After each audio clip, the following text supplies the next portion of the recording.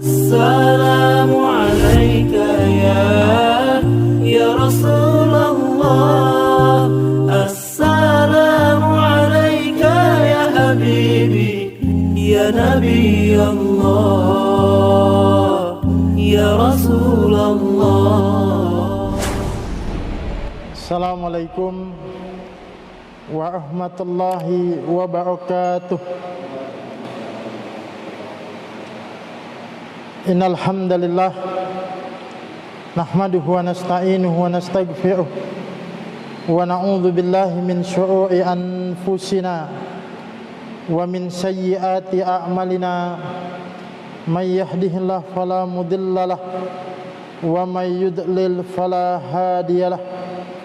Asyhadu an la ilaha illallah wahdahu la syarikalah wa asyhadu anna Muhammadan abduhu wa rasuluhu la nabiyya ba'dah. Allahumma salli wa sallim ala nabiyyina Muhammadin wa ala alihi wa ashabihi wa man tabi'ahum bi ihsanin ila yaumiddin, amma ba'du. Alhamdulillah, jamaah yang dimuliakan oleh Allah Subhanahu wa taala, bersyukur kita kepada Allah pada kesempatan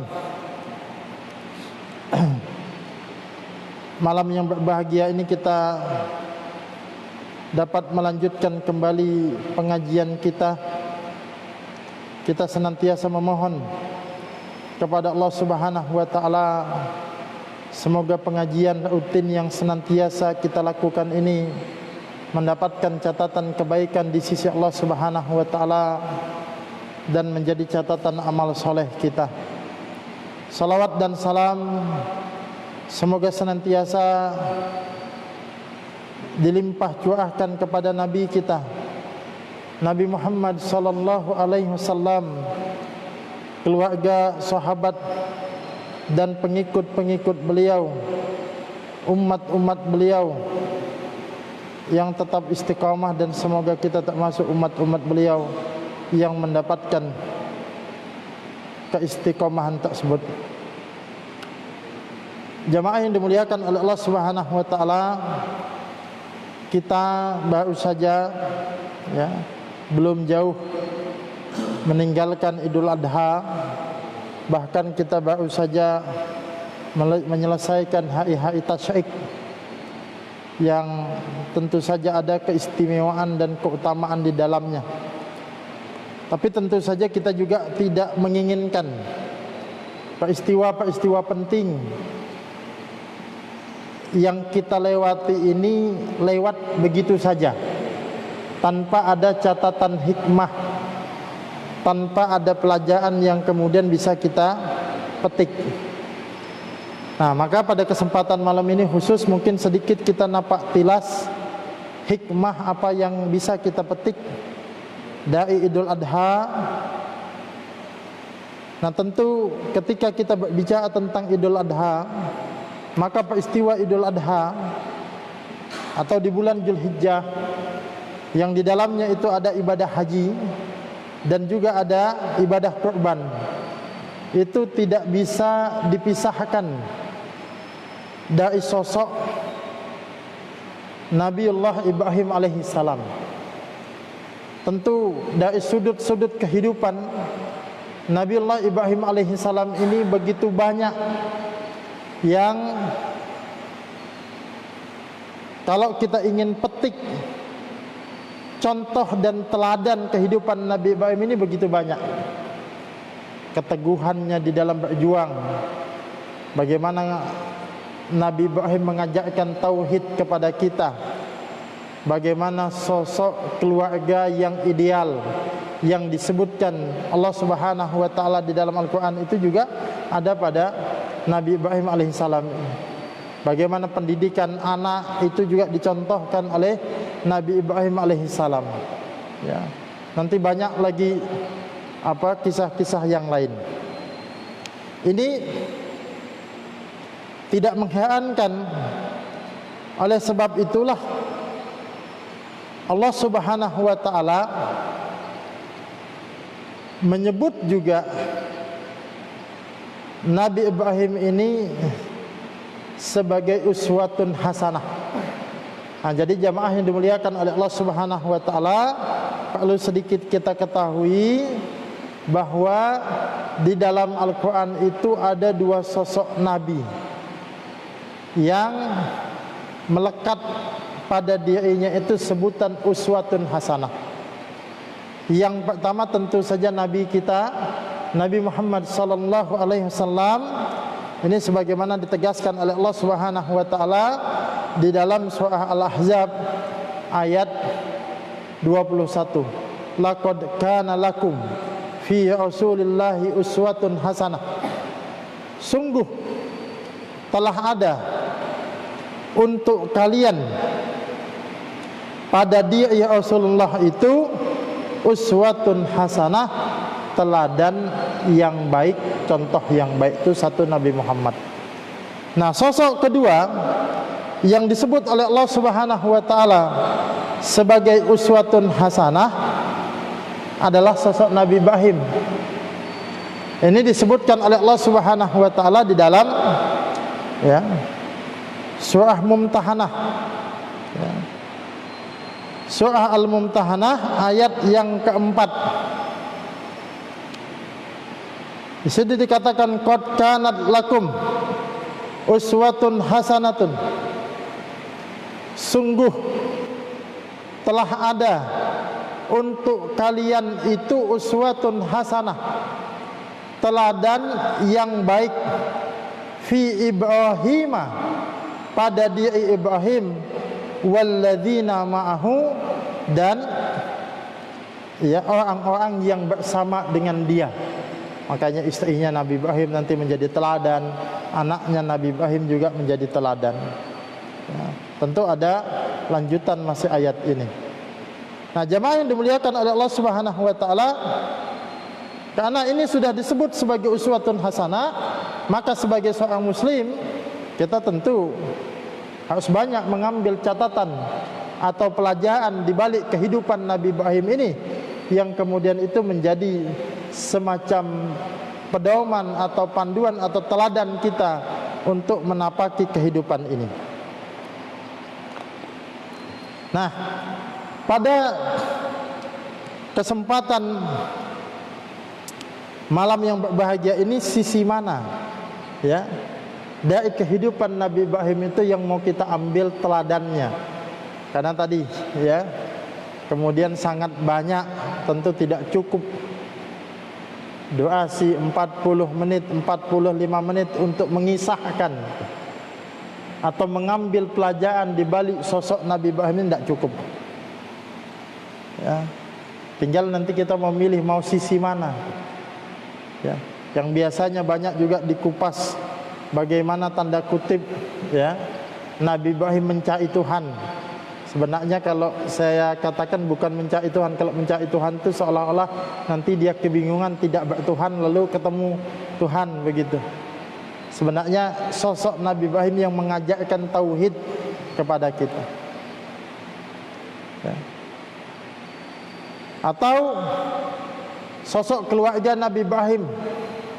Bagaimana Nabi Ibrahim di usia senjanya, di usia tuanya belum dikaruniai anak, namun dia tidak berputus asa, berdoa kepada Allah Subhanahu wa taala, Rabbi habli minas salihin, ya Tuhanku karuniakanlah kepadaku anak keturunan yang termasuk anak keturunan yang saleh. Lalu Allah Subhanahu wa taala mengijabah doanya. Kemudian lahirlah Nabi Ismail alaihi salam. Tapi setelah itu sebagaimana kita ketahui, Nabi Ibrahim diperintahkan oleh Allah Subhanahu wa taala untuk meninggalkan Nabi Ibrahim, anaknya Ismail dan istrinya, ibunya si Ismail ini Hajar, di satu lembah yang tidak ada penghuninya itu. Makkah tempo dulu. Mekah dulu bukan seperti Mekah yang sekarang, ditinggalkan. Nanti pada usia balik Allah Subhanahu wa taala mempertemukan mereka kembali. Tapi ujian tidak sampai di situ. Nabi Ibrahim diperintahkan untuk menyembelih anaknya, yang kemudian singkat cerita nanti menjadi syariat kurban bagi kita, ya.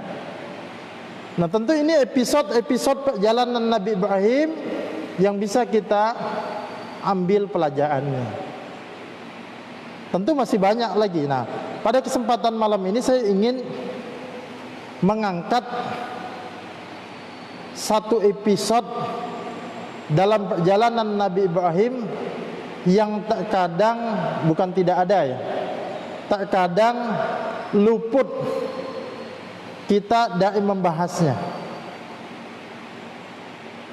Episode apa itu? Kalau saya menyebutnya adalah episode komitmen keislaman Nabi Ibrahim alaihissalam, ya.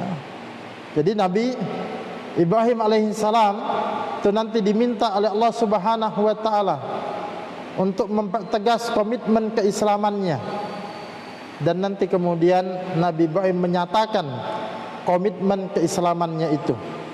Nah, tapi sebelum kita masuk ke situ, ada satu poin dulu yang harus kemudian kita pahami, ya. Kalau saya katakan tadi komitmen keislaman Nabi Ibrahim, kalau begitu muncul pertanyaan, apakah, ya, Nabi Ibrahim ini adalah Islam atau apa agama Nabi Ibrahim? Bukankah Islam itu diturunkan kepada Nabi Muhammad? Nah, sebenarnya jawabannya itu ada di dalam surah Al-Imran ayat yang ke-67. Di situ dikatakan, maka Ibrahim Yahudiyya wala Nasraniyya. Ibrahim bukanlah seorang Yahudi dan bukan pula seorang Nasrani. Nah, ini ya jawaban Allah jelas. Nabi Ibrahim itu agamanya bukan seorang Yahudi, bukan pula seorang Nasrani. Walakin kana hanifan musliman wa makana minal musyrikin. Tetapi dia adalah seorang yang hanif, seorang yang lurus, muslim, artinya agamanya Islam, dan dia tidaklah termasuk orang yang musyrik. Nah, satu poin dulu yang ingin kita garis bawahi di sini adalah agama Nabi Ibrahim itu adalah Islam. Dan Islam ini adalah agama semua nabi dan rasul. Jadi jangan kemudian nanti kita terjebak dengan paham pluralisme yang akar keyakinannya dari liberalisme yang menyatakan bahwa semua agama itu sama. Makanya kalau di dalam materi pelajaran akidah yang saya sampaikan kepada anak-anak itu, ada kalimat begini di dalam buku panduan mereka itu tentang makna dinul Islam, tentang makna agama Islam itu apa sih? Nah, di situ dikatakan dinul Islam huwa dinu minallah. Agama Islam itu adalah agama yang berasal dari Allah Subhanahu wa taala. Wa huwa dinul anbiya'i wal mursalin. Dan agama Islam itu adalah agama semua nabi dan para rasul. Ya. Nah, jadi satu, Islam itu agama yang berasal dari Allah Subhanahu wa taala. Innad dina indallahil Islam. Sesungguhnya agama yang diterima di sisi Allah hanyalah Islam. Jadi Allah cuma menurunkan satu agama, yakni agama Islam. Wa huwa dinul anbiya'i wal mursalin, agama Islam ini adalah agama semua nabi dan para rasul. Nah, jangan kita menganggap begini, ya.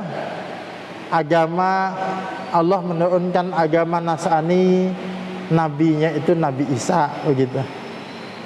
Allah menurunkan agama Yahudi, rasulnya adalah Nabi Musa. Itu tidak tepat, karena tidak satu pun Allah menurunkan agama kecuali hanya Islam.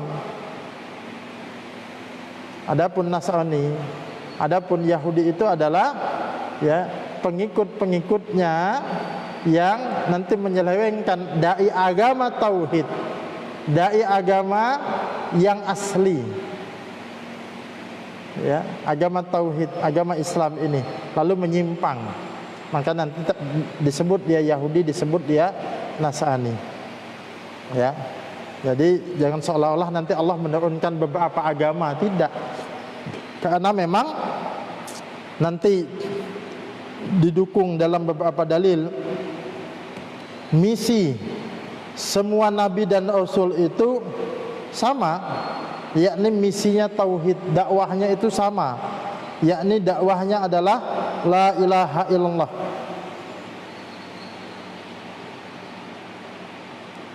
Misalnya di dalam surah An-Nahl ayat 36, walaqad ba'atsna fi kulli ummatin rasulan an ibudullaha wajtanibut tagut. Dan sungguh telah kami utus untuk tiap-tiap umat itu, kata Allah, seorang rasul. Apa yang disampaikan oleh Rasul itu? Ani'budullah, sembahlah Allah dan jauhilah tagut. Kemudian di dalam soal Anbiya ayat yang ke-25 juga dikatakan, wa ma arsalna min qablika min rasulin illa nuhi ilaihi annahu la ilaha illa ana fa'budun. Dan kami tidak mengutus seorang rasul pun sebelum engkau, maksudnya sebelum Nabi Muhammad, melainkan kami wahyukan kepadanya bahwa tidak ada Tuhan yang berhak disembah melainkan aku, maka sembahlah aku, kata Allah. Jadi Allah tidak pernah kemudian ya menurunkan agama yang mengatakan Nabi Isa itu sebagai Tuhan, tidak. Misinya semua sama, la ilaha illallah. Jadi sekali lagi, semua agama Nabi itu apa? Agama semua Nabi itu adalah Islam, termasuk Nabi Ibrahim. Nah, adapun Nabi Muhammad ini penyempurna risalah Islam. Makanya dikatakan ba'atsallahu nabiyana Muhammadan sallallahu alaihi wasallam bihi. Dan Allah Subhanahu wa taala mengutus Nabi kita Nabi Muhammad sallallahu alaihi wasallam dengan agama Islam ini.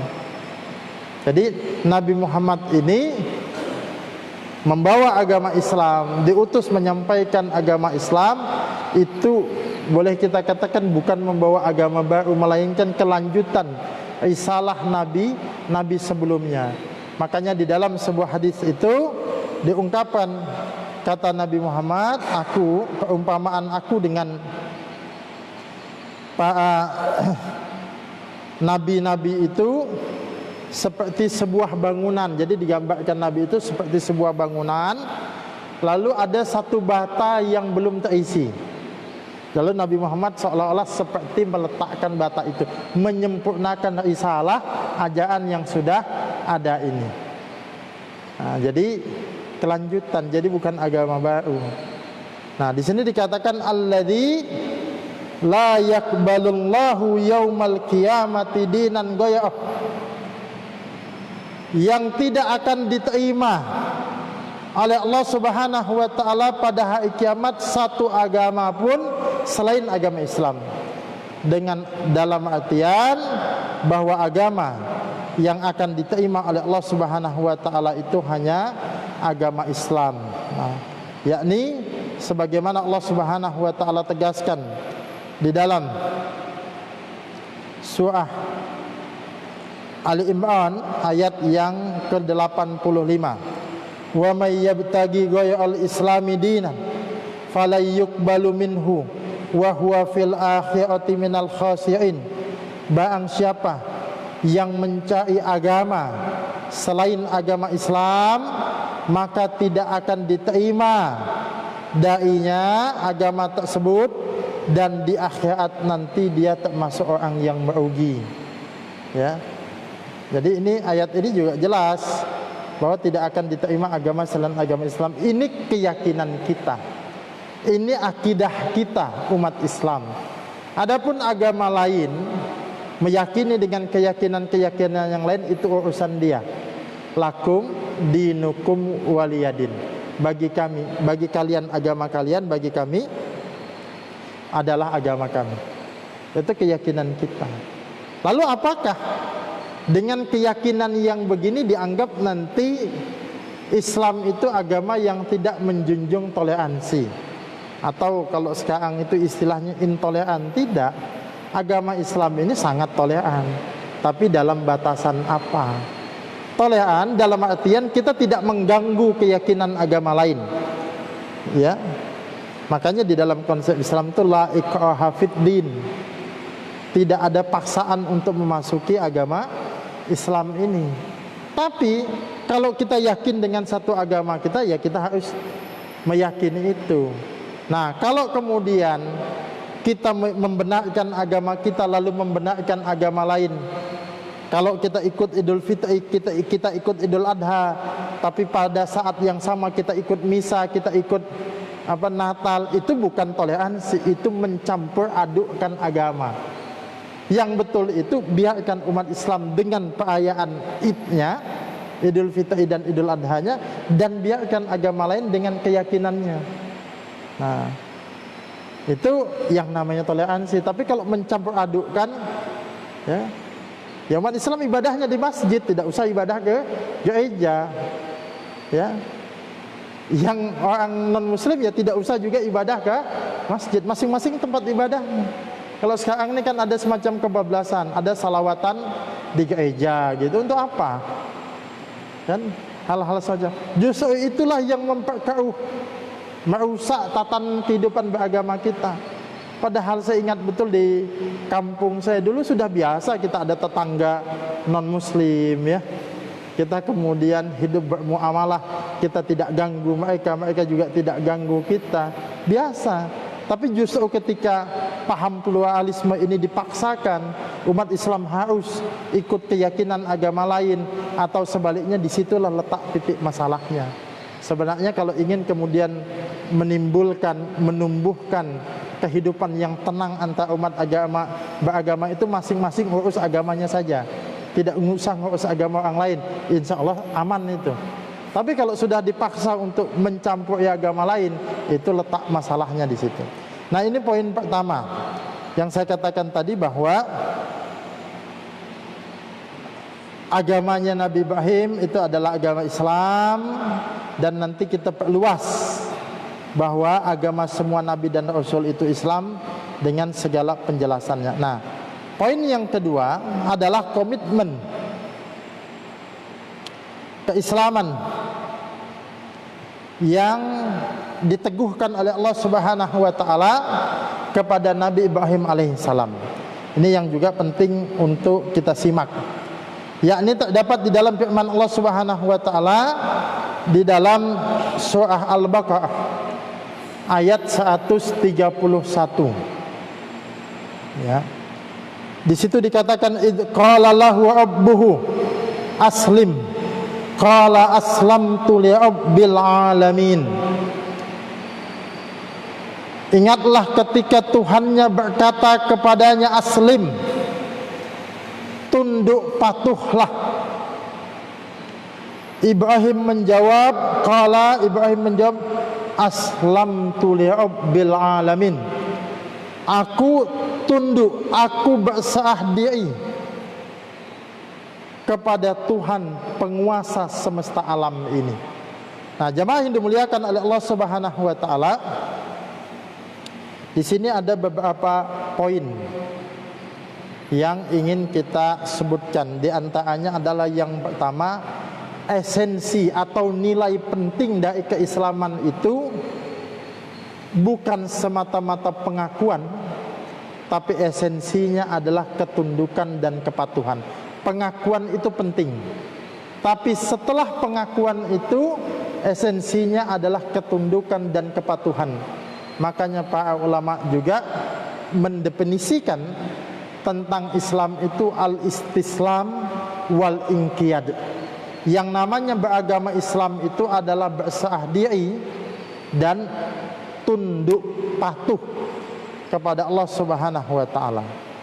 Makanya kalau lebih lengkapnya di dalam al-usul as-salasah misalnya itu dikatakan fa idza qila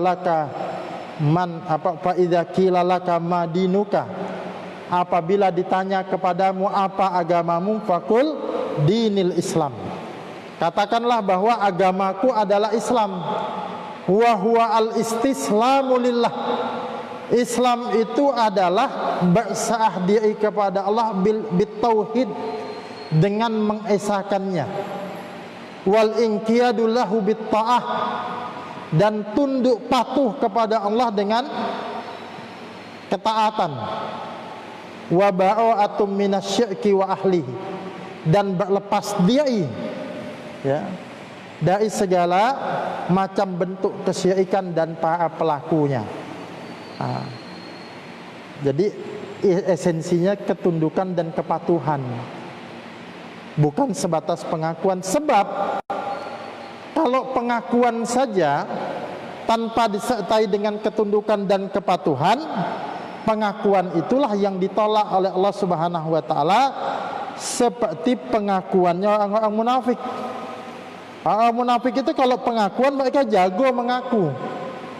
Ya, misalnya di mana ketika orang munafik datang dan mengatakan ya mereka beriman kepada Allah dan hari kemudian, tapi apa jawaban Allah Subhanahu wa taala?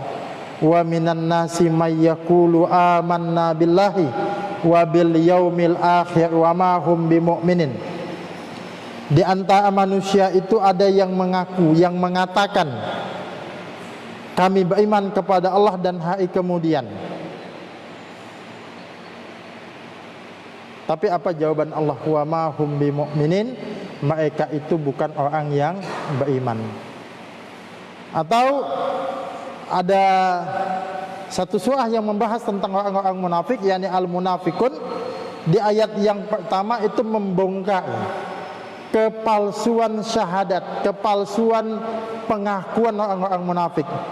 Di situ dikatakan idza ja'akal munafiquna qalu nashhadu innaka la rasulullah wallahu ya'lamu innaka la rasuluh wallahu yashhadu innal munafiqina lakadzibun.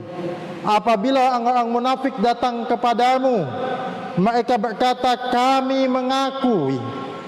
mengakui bahwa sesungguhnya kamu benar-benar utusan Allah, dan Allah mengetahui bahwa sesungguhnya engkau benar-benar rasulnya, dan Allah mengetahui sesungguhnya orang-orang munafik itu benar-benar pendusta. Jadi orang munafik ketika mengucapkan syahadat, mengakui Nabi Muhammad itu sebagai utusan Allah, Allah jawab, Allah bongkar kepalsuan mereka itu, hai Muhammad pendusta. Kenapa? Sebatas pengakuan, tidak diikuti dengan ketundukan dan kepatuhan. Maka jamaah yang dimuliakan oleh Allah Subhanahu wa taala, momentum Idul Adha yang baru saja kita lewati, ya, kalau kita betul-betul bisa menghayati, ayo kita perbaharui komitmen keislaman kita. Kita perbaharui komitmen ketundukan dan kepatuhan kita kepada agama Islam ini. Jadi Islam kita bukan sebatas pengakuan lagi. Ya. Bukan sebatas pengakuan semata. Karena kita melihat saat ini masih ada ya umat Islam atau orang yang mengaku sebagai Islam, tapi apa? Tapi secara kehidupan mereka justru tidak mau tunduk dan patuh kepada Islam. Atau dalam bahasa yang lebih serius, kita masih mendapati orang Islam tapi menolak syariat Islam. Ya, orang Islam tapi benci kepada Islam, orang Islam tapi tidak suka kepada simbol-simbol Islam, orang Islam tapi tidak suka kepada para ulama. Ini kan unik ini. Nah, ini tadi mereka sebatas mengaku. Kalau dalam bahasa Al-Quran yang kita sebutkan, inilah munafik itu yang begitu. Nah, kita jangan sampai keislaman kita ini terjangkiti penyakit yang namanya kenifakan, penyakit kemunafikan itu. Ya, itu poin. Kalau tadi kita ingin yang pertama tadi menegaskan bahwa agama semua nabi dan rasul itu adalah Islam, termasuk Nabi Ibrahim. Yang kedua, ada teladan dari Nabi Ibrahim bahwa yang namanya berislam itu bukan semata-mata pengakuan, tapi intinya adalah ketundukan dan kepatuhan. Mengaku Islam tapi tidak sholat itu kan tidak ada ketundukan dan kepatuhannya. Nah, kemudian selanjutnya ternyata komitmen keislaman itu tidak hanya dibangun, ditegaskan oleh Nabi Ibrahim untuk dirinya sendiri, tapi komitmen keislamannya ini itu dilanjutkan, diwariskan kepada anak-anak keturunannya. Nah, makanya di ayat 132 Al-Baqarah tadi ayat 131, di ayat 132-nya dikatakan, wa wassa biha Ibrahimu banihi wa Ya'qub ya baniya innallaha astafa lakumuddin fala tamutunna illa wa antum muslimun. Dan Ibrahim telah mewasiatkan ucapan itu kepada anak-anaknya. Demikian pula Yakub. Ibrahim berkata, ya, wahai anak-anakku, sesungguhnya Allah telah memilih agama ini, agama Islam ini bagimu. Maksudnya telah memilih, ya, Islam ini sebagai agama kalian. Ya. Maka janganlah sekali-kali kalian mati kecuali dalam keadaan muslim. Nah, ini saya katakan tadi bahwa keislaman ini diwariskan kepada anak keturunannya. Tidak hanya diwariskan, tapi juga kemudian Nabi Ibrahim menjaga jangan sampai anak keturunannya nanti ini mati dalam keadaan tidak Islam. Nah, semangat kita juga pendidikan. Jadi kalau tadi komitmen keislaman sebagai individu, yang kedua komitmen keislaman sebagai pendidikan anak-anak kita. Ya, maka kita tidak cukup hanya mempercayakan pendidikan anak-anak kita itu di sekolah. Di sekolah ia membantu kita, tapi jangan pernah lupa pendidikan utama itu pada orang tuanya, terutama pada ayahnya.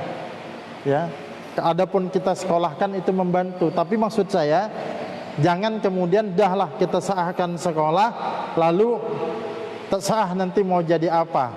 Harus kita kontrol juga. Tadi penjagaan tadi yang penting. Dan kita boleh saja bercita-cita atau melihat tumbuh kembang anak kita nanti minat dan bakatnya itu dalam bidang apa, silahkan. Tapi satu hal yang jangan kita lupa, bahwa pendidikan keislaman, pendidikan agama itu pondasi bagi mereka. Makanya kalau dalam benak saya, konsep pendidikan Islam yang ideal itu dalam konteks kita hari ini, harusnya pendidikan sejak usia dini. Kemudian